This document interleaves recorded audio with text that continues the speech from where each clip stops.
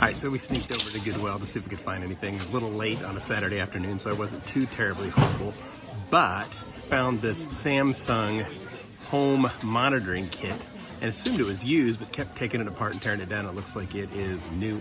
Maybe it'll go for like anywhere between 50 and 70, so it's not a huge find. But the big thing that we found, getting ready to leave, I was like, let's go look at electronics one more time, just in case they put something new out. We really hadn't found anything other than this monitoring kit, and we stumbled across these bowling balls. Disney Lilo and Stitch, and it looks like it goes for somewhere between 90 and 120, and then also a Mickey Mouse Clubhouse one. They want 10 bucks for each ball and 5 for each bag, but I'm gonna see if I can get them to lot it together a little bit. This Mickey Mouse I can't get a straight comp on it. It looks like maybe 50, so the real winner is this one right here. Melissa was giving me a hard time. Why, Melissa? I actually don't know. You don't I always give you a hard time. I'm not really good sure which thing you were talking about. Oh my God, because I was ready to leave and you're like, let's go look at the back of the store again. That's when we went back in the store and found the bowling balls. I was just like, I don't know, picking things up, and he said, yeah. If it weren't for me, he would have left the store. See, there it is. There it finally is. There it finally is. All right, so message delivered. Thank you, Melissa. We're here in Goodwill in Bremerton, and the stock guy comes out with a cart with some stuff on it. He goes, here comes a thing of beauty. And he's got this Focal subwoofer chorus, and they want 300 bucks for him. Like, oh my God, this is gonna be amazing. Looking it up, we can't find comps for it or anything, but it's a nice subwoofer, and he says he's tested it and everything, but man, I can't see a comp on it. I'm not dropping that kind of money. Then he brought out the bookcase speakers, and these are 150, so they're priced at what they go on eBay, but he was talking about how you can tell the difference between fake ones and legitimate ones. He says like the knobs here on the back, or speaker wire, on the real Focal, they got the bumps like you can see here, but on the knockoffs, it will just be smooth. And then he was talking about how on the wood grain, on the fakes, it won't wrap around to this little piece right here, or the screw heads will be black hex instead of these silver ones. So I just learned something about Focal speakers, but there's knockoffs. And he was saying, he seemed to know what he was talking about, that it's usually the car speakers that they have the fakes. Here we are learning a little bit about high-end speakers. So it'd be like, what is it? $600 for the subwoofer and the bookshelf speakers. Just not worth it, although I'd love to pick it up. It just doesn't work. I decided to wander over to Sporting Goods after being disappointed with that Focal speakers, because I always like to look for bats, and now I've also been looking for bowling balls, and I wasn't disappointed with the bats because I'm always looking for DeMarini, and there were 3 of them sitting here. They want $2.99 for them, and this one right here, this TR3 Flow, looks like it goes somewhere between 35 to maybe 60. This one's a youth bat, so I'm gonna put it back, but then this CF4 right here, $2.99, looks like it goes for maybe 50 or 60. So always looking for DeMarini. The youth bats don't generally sell as well. It looks like it was only gonna be 15 or 16. So I'm just gonna put that one back, but always happy to find bats to pick up because they are durable and they're not gonna break and ship it. Easy to pack. So we were getting ready to pay and we saw they brought out these bins, so we decided to rate them. Found this Casio camera here. Evan's like, oh, that's not worth anything. It looks like it goes for 50 bucks, 60, maybe they want 10, but I'm like, gosh, I wish I had the charger. And he's digging around, he pulls the charger out and hands it to me. So it's got the battery already in it, so for 10 bucks, 40, 50, maybe $60 pickup, it's a go. Found it as we're getting ready to leave, so happy, right? So Evan's like, all of a sudden, like, oh my gosh, we haven't looked at the appliances. And I'm just kind of ready to go. And he runs over and pulls out this Instapot for 15 bucks. Looks like it goes for 100 or 110, he says. So he's very excited. I don't think we've ever sold an Instapot. Have we ever sold an Instapot? No. Oh, no Instapot. So this is new for us. It might even go for 150. And he says maybe 150. He's being overly optimistic. But I guess Instapots this style can be worth something. Lord knows the other cylinder ones don't ever seem to go for anything, but here you go. So I had an interesting thing happen. I thought I videotaped it. Well, I tried to videotape it sitting in the car, what had happened, but now I'm going to look on my phone to pull the footage to edit the video, and it's not there. So I don't know if I deleted it or didn't hit record when I thought I did. But anyway, here's what happened. When I got up to the counter, I had the charger, which was for $5, and the camera, which was going for $10. That's what the price tag said. At Port Orchard, the Goodwill here, they will lot things together that should be together. They'll put them together one price. And so I thought, well, maybe they'll do it here. So I said, hey, this charger actually goes with this camera. It's one item, they go together. So can you just lot that into one price? And he just goes, we don't do that. And I'm like, well, I guess the Port Orchard one does it. And so I thought maybe that could work. And he goes, well, just keep telling yourself that, sunshine. And I'm like, they really do. And he's like, well, we don't do that here. And I'm like, okay. So I just kind of shut my trap and just gonna buy the things. And I was just randomly picking up the charger and looking at it again while he was checking out some other stuff. And he's like, oh, so you're trying to decide now whether you want it or not since I won't lot it together. And I'm like, I want it. They go together. And he kind of looks at me and he picks it up and he looks at it and he turns it over. He looks down at the camera and he's just like, is there a big fat battery in that camera? And I'm like, yes, because those two items go together. And he says, all right, I'll give it to you for $10 then. I'm like, oh, well, thank you very much. I appreciate that. And now I'm trying to be the bigger person. I'm like, well, can I give feedback on a Goodwill website? Does that happen? He says, yeah, I think you can do that. I said, well, I'll say that you did a nice thing and that I appreciate that. What's your name? And he goes, it's Dennis, the Menace. Don't forget the menace part. I'm like, okay. So with a little bit of crazy banter, got it lotted together. And we just got back home from the Bremerton Goodwill where we picked up the camera and the Instapod and the bats and all of that. So I wanted to show a couple of things that I got to ship up and get out the door here tomorrow or Tuesday that have sold over the holiday weekend here. So a couple of interesting items. And the first one that went was this DeWalt circular saw.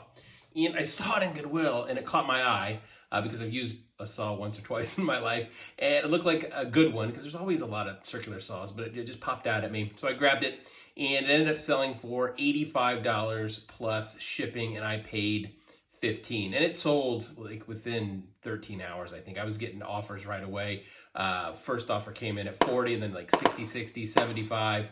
And then finally, somebody picked it up at 85, which made me happy. Now, what's interesting is when you're thrifting, sometimes you'll start to run into things in a pattern. You'll find a whole bunch of things. Like not too long ago, I found a bunch of Olympus Infinity Zooms, like 3 or 4 of them, after not finding any for a long time. And then I found a whole bunch of scanners just a few weeks ago, all in a clump, same kind. And now circular saws, I've never sold one until like 3 weeks ago. I found one that I sold, and I found the second one also, decent money on them.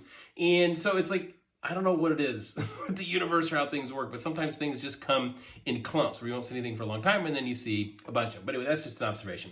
And then I'm really kind of upset with myself about this, kind of sad, because here's this Microsoft ergonomic keyboard, and it sold for $40, and I picked it up for $3, and I've been sitting on it for a year and 3 months. It's just been sitting in storage, me not listing it, and it sold within 12 hours of me listing it for $40. It is free shipping, but I'm like, why did I sit on that? And I don't really have a good answer, but I will sometimes get products or items, and if I don't list it right away, then it like becomes weird to me, and then it just kind of sits off to the side, and then I build up in my head about how hard it's going to be to list, because I thought this was going to be difficult because it was kind of dusty and I have to clean it. And it's super simple once I did it, but I get in my own head about items that I don't list. And I don't know if anybody else has that problem. Like if you don't list it and then it sits there, it'll sit there forever and ever and ever, and then you list it, you're like, well, that was so easy. Why have I been letting it sit there? Anyway, that's just a head game that I have with myself. And then this Hello Kitty boombox sold as well. I've had it for a week, 10 days maybe, so that's how long it took to sell. I had it listed for 85, and I got some interest at like 70, but I was like, no, it'll go for more. And I finally got an offer at 80. Actually, somebody asked me how low I'd go, and I said 80, and he's like, I don't know about that. And then I got an offer like 2 days ago that came in at $80, and I was like, I'm just gonna pick that up because I paid 10 for it. So it's a nice flip. Everything works great. It's just a little dented on the front, but that's not a huge deal. And Hello Kitty stuff can sell. Then my favorite item that I've had for a while, finally sold, this Xbox Fat Duke controller, new in box, completely sealed. I told the story about how I found this at a Goodwill. I picked it up in another video, and I picked it up for $15, and the comps were going for $250. So I had it for $250 for a long time, and it wasn't moving, and so I lowered it to like $230, and it wasn't going. And then I got an offer at $250 for $220. I was like, nah, I can do better than $220. And it just sat, and somebody's banging around back there. Don't know if you could hear that or not. Sat, and finally I'm just like, I just got to get this moved. It's not going. So I lowered the price to $250, and somebody came in and said, we take $200, and I'm like, yeah, I'll take $200. And I could have sold it a long time ago at $220. So sometimes you get little greedy about getting that extra $1 or $2, and then you goof it up. In fact, I did it just yesterday. I have this Yamaha mixer soundboard, and I got it for $52, and I had it listed for $140, which was high. And I was like, it's gonna be really hard to sell this. So I got an offer at $100, and I was like, oh, I should take that. And Thrift Nerd #1, Evan, was like, man, you should just take that. The market's gonna be thin on that. It's $100. You paid $52. You're still gonna make some money. Just do it. And I was like, no, I'll get a little more. So I countered 105, and it's been crickets. So why was I doing that? It's $5. But you're like, oh, I can get a little bit more. I guess I shouldn't do that. I shouldn't do that. So I'm learning my lesson. Just move things, get them flipped when you get a reasonable offer based upon the market, the device, and all that, and just keep things moving. And this electronic chess challenger sold for $85 as well. It is a set that talks to you. It's from, like I said, the 80s, and it sounds like it's from the 80s. I am Fidelity, chess challenger, your computer opponent. Select your level. That definitely sounds like a 1980s villain. And they also had an electronic chess challenger bridge, but I left that because it didn't go for as much money. And the chess game, it had the B column, the LEDs don't light up, so it wasn't perfect. It was missing a few pieces. So if I'd had all of it, it would have gone for more, but I'm happy with 85 since I paid 30. Now, interestingly, back in the 1980s when this was released, brand new, it was $700, which is right about $2,000 in 2023 dollars. So guess technology's come a long way. So it was an interesting, fun thing to have. I played one game of chess against it, and I lost because I forgot that some of the pawns were missing, and so I was playing as if they weren't there, and then it moved a pawn that was actually there according to the game, and that took me out. So anyway, it's good. It's fun pickup. If you are an eBay reseller or thinking of becoming one because of debt, you should check out the Financial Acumen course, as seen on World Business with Kathy Ireland. The Financial Acumen course is designed to teach you all the things you never learned about money, debt, and investments in school, but should have. It teaches you how to take control of your finances with proven principles and strategies to get out of debt and build your retirement nest egg for a wealthy lifestyle. The course is fully narrated and includes videos and animations along with exercises and assignments that are supported by a downloadable workbook. And I spent an afternoon discussing it with supermodel turned businesswoman Kathy Ireland. You can see that conversation over at yourdebtfreefuture.com. The course is not giving financial advice. It is simply teaching concepts that will supercharge your financial literacy and make you more money savvy. To get started, head over to yourdebtfreefuture.com. Until next time, happy thrifting.